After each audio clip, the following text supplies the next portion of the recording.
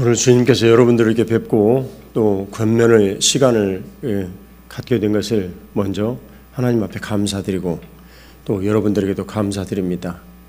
권면의 이 복된 자리에서 마땅히 참 거룩한 말씀으로 사람의 말이 아니라 듣고 또 받아들이겠다는 여러분의 태도를 알고 일어서신 여러분들에게 경의를 전합니다. 자리에 앉아주시고 들어주시면 되겠습니다. 먼저 오늘 인허를 받으시고 안수를 받으신 분들에게 권면합니다. 교회는 선각자들인 종교개혁자들의 이 말을 따르면 곧 목사는 교회다 이렇게 정의를 할 수가 있겠습니다. 그럼 다른 말로 여러분들이 얼마나 준비가 되어져야 될 것인가 라는 문제가 거기에는 뒤따르게 되고, 그리고 여러분들의 포용성이 얼마나 커야 많은 영혼들이 여러분들의 가슴에 안기겠는가, 그런 말이 됩니다. 또 다른 말로는 여러분들이 복음의 그 지향성이 얼마나 예수 그리스도를 따라가느냐, 그거에 따라서 여러분들이 전하는 이 말씀과 교회가 사회적 영향력을 얼마나 미치는가, 그런 걸 뜻하게 됩니다. 여러분들이 얼마나 사랑하는가라는 이 문제는 예수 그리스도께서 교회를 얼마나 사랑하시는가라는 이 말과 다름 아닙니다. 우리들은 때때로 신앙생활을 하면서 많은 혼동을 겪게 되는데, 예를 들면 이런 것입니다. 집에서 부부가 건강해야 그 사람들이 모여서 교회가 되어지고 건강하다. 이것은 맞는 말이기도 하지만 이 성경적 입장에서 보면 분명히 제고돼야 될 내용입니다. 여러분들은 교회에서 남편이 누구인지를 하나님의 말씀을 통하여 배우고, 부인이 누구인지를 하나님의 말씀을 통해서 배우고 집에 가서 건강하게 사는 겁니다. 다른 말로 바꿔서 얘기를 하자면, 교회에서 여러분들은 건강하게 복되게 잘 지내고, 교회가 여러분들의 라이프 스템이 되어지고 삶의 줄기가 되어지고, 다른 모든 일들은 그에 대해서 부수적으로 거기에 귀속이 되는 겁니다. 생각을 우리는 분명히 정해야 합니다. 주님께서는 히브리서 8장 10절에 이 말씀을 너희 마음에 두고 이 생각에 너희들 두어라. 생각에 둔다라는 것은 이성이 여러분들의 모든 것들을 좌우하는 상당히 큰 역할을 한다라는 걸 뜻하는데, 이 이성에 여러분들의 말씀을 늘 두어라. 그래서 교회에서 늘 말씀을 이성을 통하여 들어라. 교회에서 지도하는 대로 성경을 늘 읽어라. 교회에서 소그룹의 리더들이 이야기를 한 대로 잘 배워라. 또 교회에서 행하는 여러 가지 행사나 일들을 통해서 내가 머리이신 예수님께서 말씀하시는 몸이 되어서 그 일을 행하면서 몸이 되어라. 이런 내용들을 뜻합니다. 근데 그런 일들이 우리들이 주객이 전도가 되어져서 날이 갈수록 먹기 편하고 또 쉽고 이렇게 살 수 있는 이런 일들이 우리들의 삶을 흐트러뜨려서 주객이 전도가 되었습니다. 매우 단순한 사실 같지만 이것은 매우 중요하고, 이 내용은 창세기 2장 24절로부터 시작이 되어지는데 아니죠. 1장 27, 28절에 주님께서 부부를 세우시고 그 부부에게 복을 주시고 생육번성 충만의 이 축복을 하셨습니다. 그러니까 부부는 굉장히 우리들에게 중요한 첫 출발이죠. 한 사람이 아니라 두 사람이라고요. 마태복음 18장 18절 20절을 보면 두세 사람이 내 이름으로 하는 것은 나도 그들 중에 있다. 그 가장 기초가 부부라는 것을 의심하는 사람은 없습니다. 그런데 이 부부가 서로 세워질 때 2장 24절에 남자가 먼저 부모로부터 독립하여 세워지고 그 다음 여성은 독립한 남편과 연합이 되어져서 부모로부터 독립이 되는 겁니다. 이 귀가 막힌 이 진리의 내용은 어디로 이어지냐면 에베소서 5장 말미에 부부에 대한 내용으로 이어집니다. 그 부부에 대한 내용은 이 부부가 참 비밀이 크다. 이 부부가 비밀이 크다.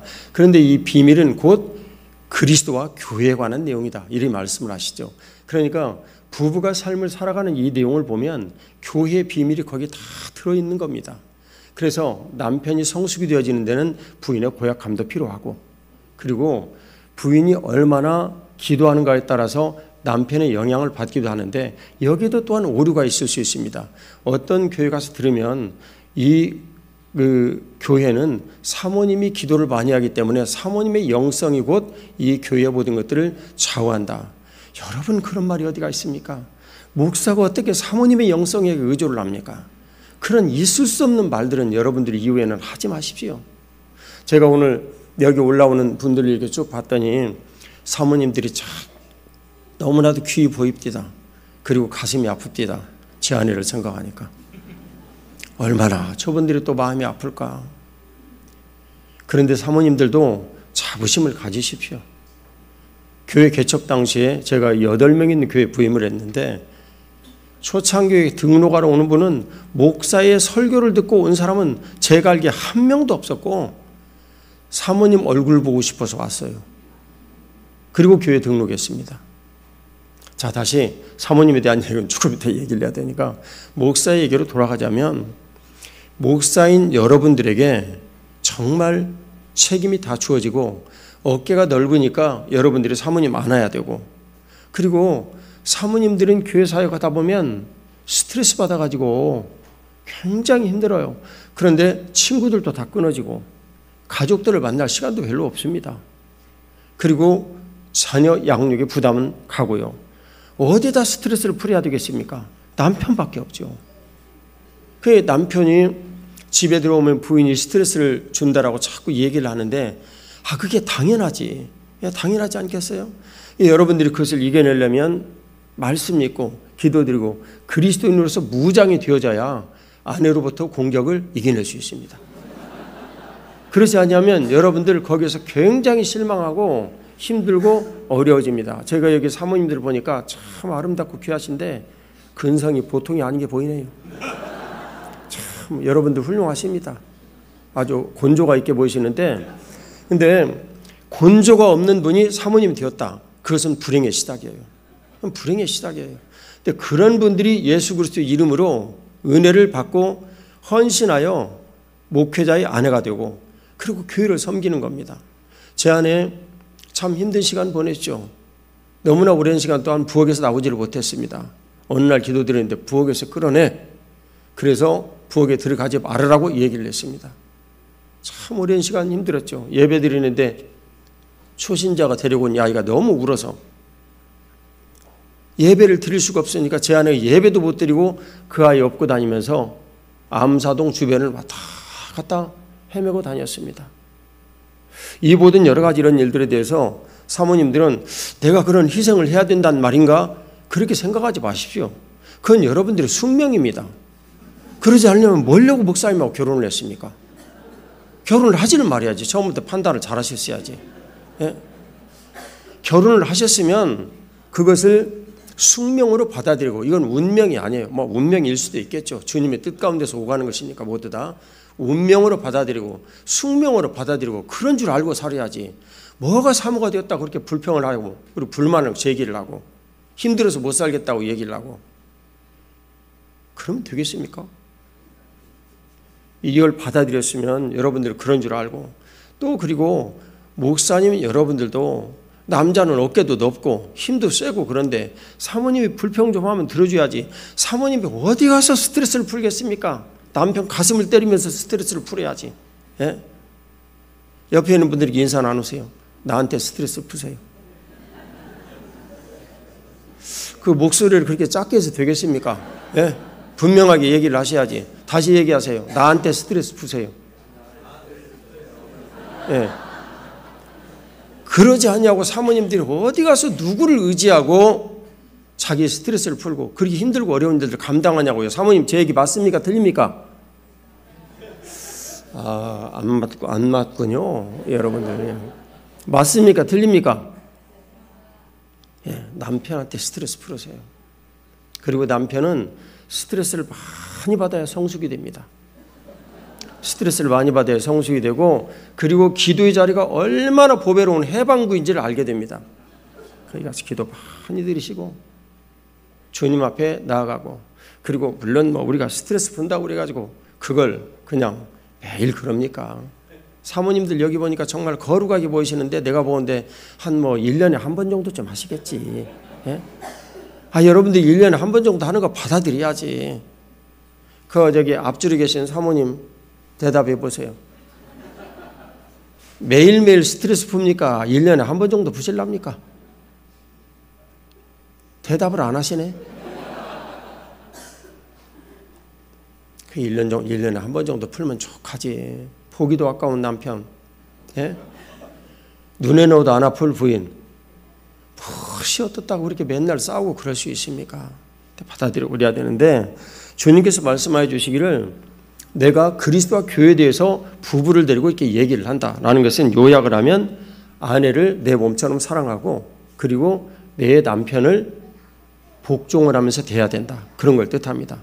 이게 이제 대소 요약인데, 그리스도와 교회에 대한 내용은 그렇게 요약이 됩니다. 그러니까 다른 말로 교회가 살아계신 하나님의 집인데, 내가 아내와 사는 것이 교회에 대한 내용의 축소판이다, 이렇게 생각을 하면 됩니다. 이 부부 생활이 얼마나 중요한지 모릅니다. 여러분들 정말 주님 앞에 복되게 살으시고, 그리고 개척교회를 하거나 부임을 해서 이렇게 교회를 지내게 되는 것들이 여러분들의 첫 시작이 될 것 같은데, 세상 편한 게 개척교회 목사입니다. 내가 마음대로 정하니까 그냥 1년 내내 놀아도 누가 하나 간섭하는 사람 한 명도 없어요. 새벽 2시에 일어나세요. 제가 좋은 말로 여러분들에게 권면하는데, 새벽 2시에 일어나세요. 여러분들이 지금 몸이 아픕니까? 예? 제가 어제 여기 우리 동서울로에 여기 나종천 목사님 같이 샀는데 새벽 3시까지 잠을 못 주무셨어요. 왜 그러신 줄 아십니까? 기도하시느라고 그러실 거라고 생각하시죠? 제가 코를 골아가지고 잠을 못 주무셨습니다. 제가 코를 심하게 골아가지고, 저도 몸이 취약하고 많이 이제 약해졌죠. 왜냐하면 한국 나이로 67세가 됐으니까요. 그런데 건강하게 오래 살아서 뭐합니까? 예? 새벽 2시에 일어나세요. 새벽 2시에 일어나셔서 1시간 반 정도 기도 드리시고, 그 다음에 성경 연구한 1시간 반 정도 하시면 5시 정도 됩니다. 그러면 연구한 그 내용을 가지고 와서 새벽 예배 때 말씀을 전하세요. 그냥 내가 전날 좀 은혜 받은 내용이 있으니까 얘기를 하죠. 새벽 예배 설교는 최소한 40분 하셔야 됩니다. 저는 보통 50분 하지만 새벽 예배 설교를 10분, 20분 해가지고 무슨 수로 사람들에게 영향을 미칩니까? 사람들은 보통 영향을 할 때 이성적인 영향으로 상대방에게 깨달음을 주려고 시도를 하는데, 여러분 그게 설교입니까? 내가 모시고 있는 예수 그리스도, 그분의 그 부유함과 그 풍성함을 말씀을 통해서 계속 따르는 거 아니에요? 이게 거룩의 영향력 아닙니까? 예수님 말씀해 주시기를 내 안에 아버지께서 계시고 내가 아버지 안에 계신다, 우리가 서로 중첩이 되었다라는 이런 내용은 같이 있으면서 있으라고 한 내용 아닙니까? 부부가 계속 같이 사는 거 아닙니까? 같이 살면서 교회에 대한 일들이 결정이 되는데 왜 교회는 그렇게 같이 사는 일들을 안 하냐고요. 여러분, 교회는 무엇입니까? 믿는 사람들이 모인 곳 아닙니까? 새벽 예배 때 같이 모여가지고 교회가 되고, 공동체 모임으로 같이 모여가지고 교회가 되고, 가장 중요한 주일 예배 때 모여가지고 같이 교회되는 거 아닙니까? 근데 이 교회되어지는 이런 일들을 우리들이 그냥 소홀히 준비하고 간다면 목사의 자격이 없죠. 2시에 일어나십시오. 그리고 사모님들 저녁에 남편이 좀 일찍 잘 수 있도록 많이 배려해 주십시오. 그리고 2시에 일어나서 하지 않냐면, 제가 목회 인생을 지내보니까 새벽 2시에 일어나지 않으면 할 수가 없어요. 시간이 안 돼요. 낮에는 전화 오죠, 어디 막 가죠. 안 돼요. 부탁합니다. 슬슬 노회장 목사님이 눈치가 보여. 빨리 끝내라고 나한테 아주 엄포를 하셨는데 자꾸 말이 길어지네. 이쯤 하겠습니다. 2시에 일어나세요. 2시에 일어나시고, 그리고 사모님들에게 제가 권면드려요. 앞서 말씀드렸듯이 여러분들은 어떻게 생각하면 되냐면요, 가정을 해봅시다. 좀 극단적인 가정인데 뭐 그런 일은 없을 테니까요.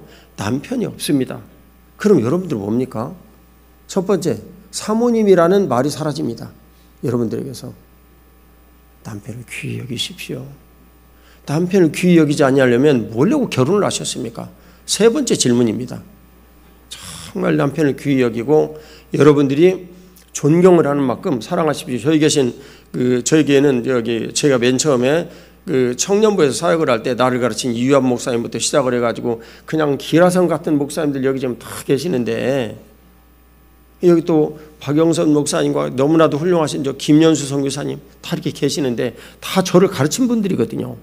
가르친 분들인데, 근데 그런 분들로부터 우리들이 하나하나 보고 듣고 배우고, 그래서 오늘 여기까지 왔습니다. 여러분들이 정말 남편을 존경한다면 제가 여기 계신 이분들을 모두 존경드리는 것처럼 교회는 반드시 부흥합니다. 우리 선배 목사님들의 금언이에요.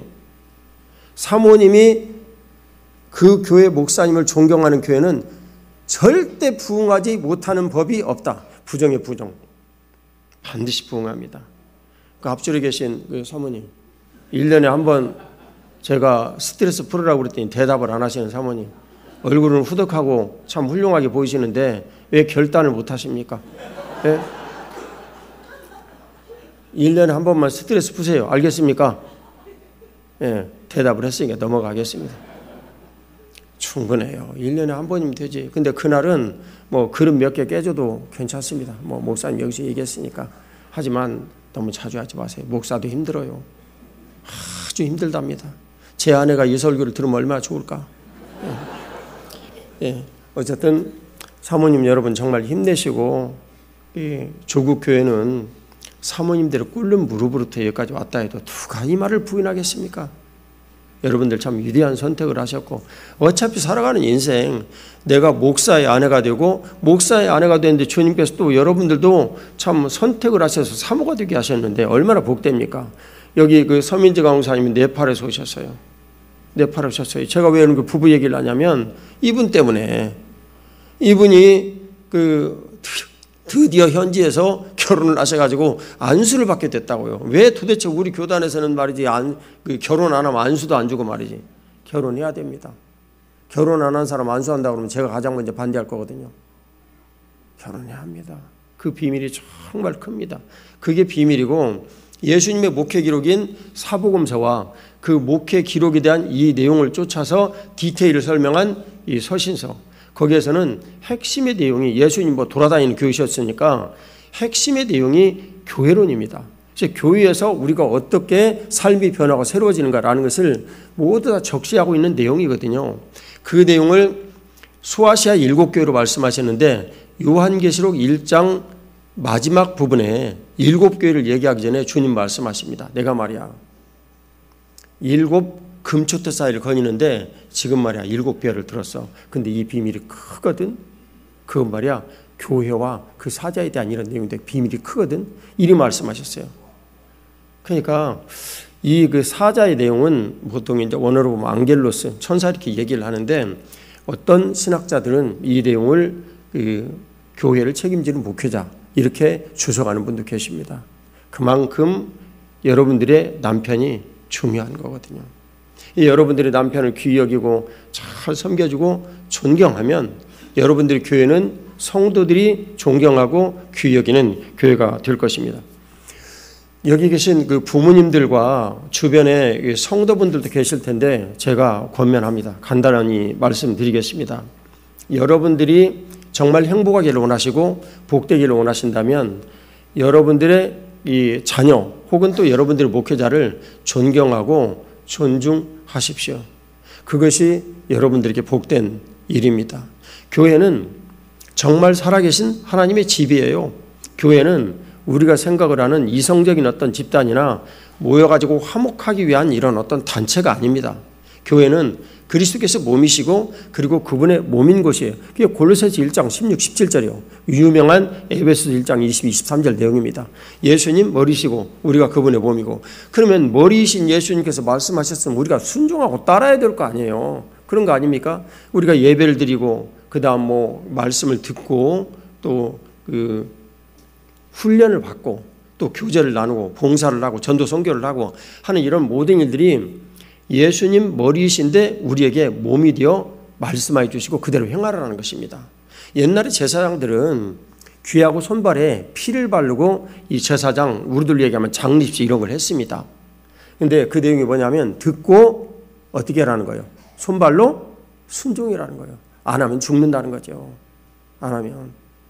그러니까 여러분들이 모두 다 참 주님 앞에 여러분들의 목자들이 선포하는 이런 말씀을 듣고 그대로 순종을 해서 여러분들 교회가 복되시기를 축복합니다. 권면이 길어져서 죄송합니다. 제가 나왔으니까 잠깐만 기도 좀 드리겠습니다. 기도드리겠습니다. 하나님 아버지, 사랑하는 하나님 아버지, 사랑하는 하나님 아버지, 오늘 저는 인허를 받고 또 안수를 받은 귀한 분들 앞에 섰습니다. 사랑하는 하나님 아버지, 이분들의 인생을 복되게 하옵소서. 아버지 하나님, 이분들이 세상에서 가장 편하고 쉽게 살아가는 길이 목회자라는 것을 알게 하여 주시옵소서. 인생에 힘들고 어려운 일들 누구든지 다 겪고, 목회 현장에 어려운 일인 것은 분명한 사실이요, 선교 현장에 어려운 일이 있는 것, 때로는 목숨까지 위험받는 일이 있는 것 분명히 사실인 거 우리들 알고 있습니다. 하지만 우리 능력을 벗어나는 일들, 그런 일들 때문에 예수님 우리와 함께 하시고 예수님 의지하라 하셨는데, 하나님 아버지, 이분들에게 믿음 주셔서 아버지 하나님, 세상에서 가장 편한 일이 목회가 되게 하여 주시옵소서. 주님의 거룩하신 은혜로 이 일로 이분들이 모두 행복하게 하시고 그들의 자녀들이 복되게 해주시며 그들의 모든 삶을 인하여서 교회가 하나님 앞에 영광 돌릴 수 있도록 복의 복을 내려 주옵소서. 오늘 이 복된 장소를 주신 송파제일교회와 성도들에게도 함께 하시고 오늘 모든 하객들에게도 하늘의 은혜와 긍휼을 베풀어 주옵소서. 주님의 거룩하신 은총을 감사드리오며 축복하옵고 예수 그리스도의 이름으로 기도 올리옵나이다. 아멘.